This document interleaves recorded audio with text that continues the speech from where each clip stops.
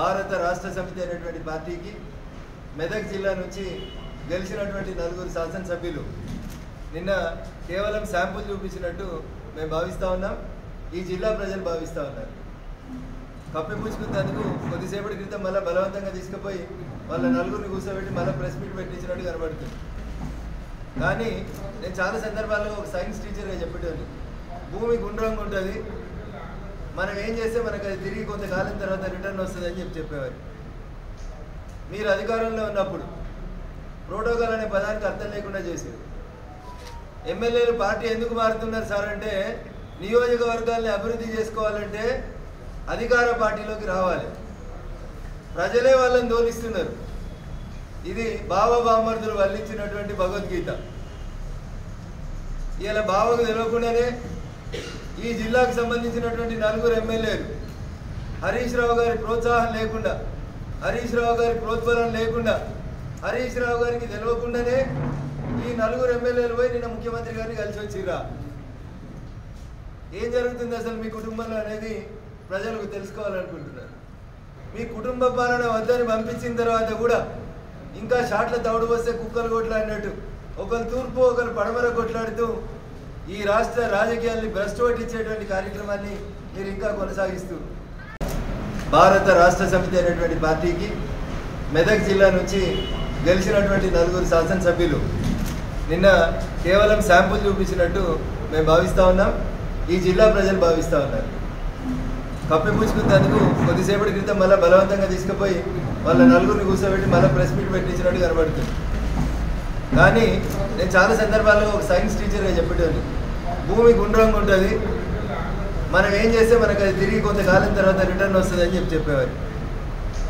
మీరు అధికారంలో ఉన్నప్పుడు ప్రోటోకాల్ అనే పదానికి అర్థం లేకుండా చేశారు. ఎమ్మెల్యేలు పార్టీ ఎందుకు మారుతున్నారు సార్ అంటే, నియోజకవర్గాల్ని అభివృద్ధి చేసుకోవాలంటే అధికార పార్టీలోకి రావాలి.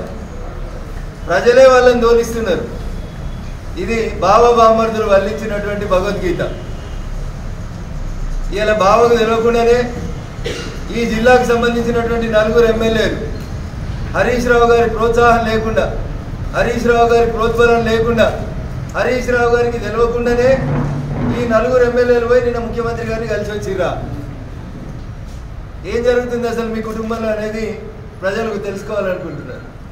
మీ కుటుంబ పాలన వద్దని పంపించిన తర్వాత కూడా ఇంకా షాట్ల తౌడు వస్తే కుక్కలు కొట్లాడినట్టు ఒకరు తూర్పు ఒకరు పడమర కొట్లాడుతూ ఈ రాష్ట్ర రాజకీయాల్ని భ్రష్టు పట్టించేటువంటి కార్యక్రమాన్ని మీరు ఇంకా కొనసాగిస్తూ, సన్నాయి నొక్కులు నొక్కుతారు, ఉద్యమకారులకు ఇస్తాం, కార్యకర్తలకు ఇస్తామని చెప్పి 20 ఏళ్ల తర్వాత యాదికి వచ్చినట్టు ముచ్చట చెప్తూ మెదక్ ఎంపీ బీఫామ్ని ఆల్రెడీ ఒక ఆయనకు అమ్మేసుకున్నారని, భూముల అరకొండలకి రింగ్ రోడ్ని వంకర్లకు తిప్పిన వాళ్ళకి అమ్ముకున్నారని చెప్పి ఒకవైపు ప్రచారం జరుగుతున్నటువంటి ఈ తరుణంలోనే మొన్న సాయంత్రం ఫామ్ హౌస్కి చేరుకున్నటువంటి ముఖ్యమంత్రి గారి తనయ తాను మెదక్ ఎంపీ నుంచి పోటీ చేస్తానని, తన తండ్రి మీద కుటుంబం మీద ఒత్తిడి తెస్తుందని తెలుసుకున్నటువంటి సిద్దిపేట శాసనసభ్యులు ఈ బెండంతా నాకెందుకని బహుశా ఈ 4 ఎమ్మెల్యేలు ఉన్నట్టు వార్నింగ్ ఇచ్చే రూపం లోపల పంపించినాడని చెప్పి ప్రజలందరూ భావిస్తూ ఉన్నారు.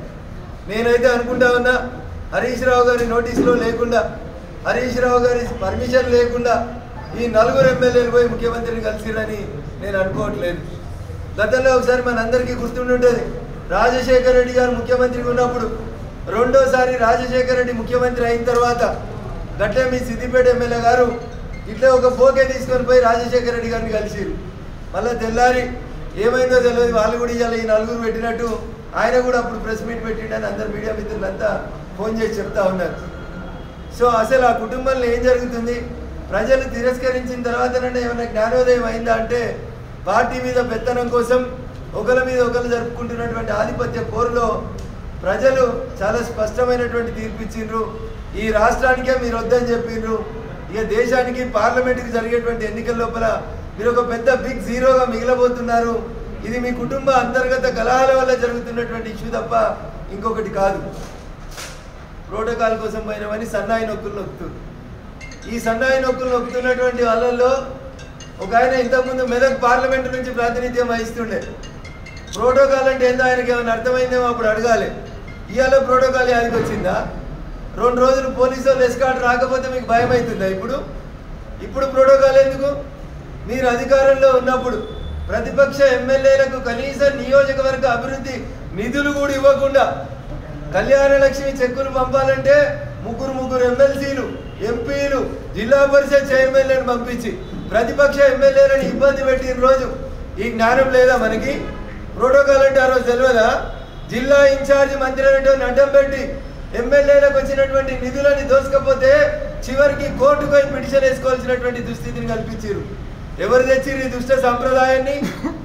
భారత రాష్ట్ర సమితి అనేటువంటి మీరు, మీ నాయకుడు చంద్రశేఖరరావు గారి నాయకత్వంలో మీరు ప్రతిపక్షాలను నిర్వీర్యం చేసుకోవాలని చూస్తే నీవు నేర్పిన విద్యయే కదా నీరజాక్ష అని. ఇలా 4 పోయారు, రేపు ఇంకో 5-6 పోతారు. మొత్తం 26 మంది జమ అయినాక నువ్వెట్లయితే కండువాలు కప్పినవో రేపు కాంగ్రెస్ పార్టీ కూడా నీకు అదే బుద్ధి చెప్తుంది. దాంట్లో ఇంకా డౌట్ ఏముంది? క్రిస్టల్ క్లియర్ కనబడుతుంది. నువ్వు కూడా అట్లే ఇద్దరిని నియోజకవర్గ అభివృద్ధి కోసమని, ప్రోటోకాల్ కోసమని నువ్వు కూడా గిట్లే కలిసినావు కదా అప్పుడు ఇద్దరిని కోసమని నువ్వు కూడా గిట్లే కలిసినావు కదా అప్పుడు ఇద్దరిని అప్పుడు 4గురిని కలిసి మొత్తం నీకు 2/3 వచ్చిన తర్వాత ఒకటే రోజు కండువాలు కప్పి విలీనమైంది అన్నావు ఎల్పి. ఇలా ఏం జరుగుతుంది? భూమి గుండ్రంగా టర్న్ అవుతా ఉంది. కాకపోతే నువ్వు చేయడానికి నీకు 7 ఏళ్ళు పట్టింది, వాళ్ళకి 7 నెలలు కూడా అవసరం లేనట్టుంది బహుశా కాంగ్రెస్ పార్టీ. ఎందుకంటే శతాధిక వృద్ధురాలు కాబట్టి, 100 సంవత్సరాల ఎక్స్పీరియన్స్ ఉంది కాబట్టి నీలాంటి వానికి సరి అయినటువంటి రీతిలో బుద్ధి చెప్పేందుకు నీ సొంత ఎమ్మెల్యేలు ఆఖరికి నీ అల్లుడు వీళ్ళంతా కలిసి నీకేదో చేస్తున్నారనేది నీకు అర్థం కావాలి. అందుకని తెలంగాణ సమాజానికి, తెలంగాణ మేధావులందరూ కూడా నేను ఒకటే అప్పీల్ చేయదలుచుకున్నాను. రానున్నటువంటి పార్లమెంట్ ఎన్నికలలో బారాస కోటేస్తే అది కోమటి చెరువు లేచినట్టు అవుతుంది, హుస్సేన్ సాగర్ లేచినట్టు అవుతుంది, మూసీ నది లేచినట్టు అవుతుంది తప్ప ఒక్కరికి కూడా ఉపయోగం ఉండదు. ఒక ఎంపీఓ పొరపాటున, ఒక ఎంపీఓ 2 ఎంపీలో గెలిస్తే వీళ్ళు పోయి ఏం చేయాలి? రేపు ఏం చేయడానికి కూడా వీళ్ళతో కాదు. అందుకని దయించి విఘ్నులైనటువంటి తెలంగాణ సమాజం అంతా ఈరోజు ఆలోచించాలి.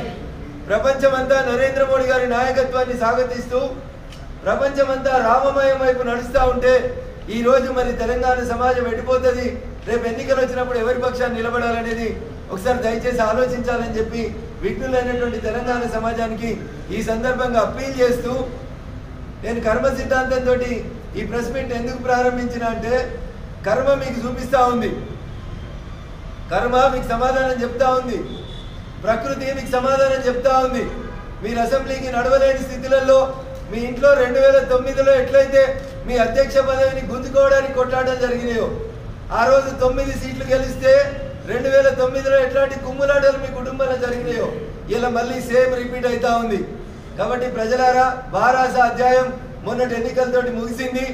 బారాసకి భవిష్యత్తు తెలంగాణలో లేదు. టీఆర్ఎస్ని బారాసగా మార్చినప్పుడే వాళ్ళు పేగుబంధం తెంచుకున్నారు. వాళ్ళు ఈ ప్రజలతోటి మాకు సంబంధం లేదనుకున్నారు.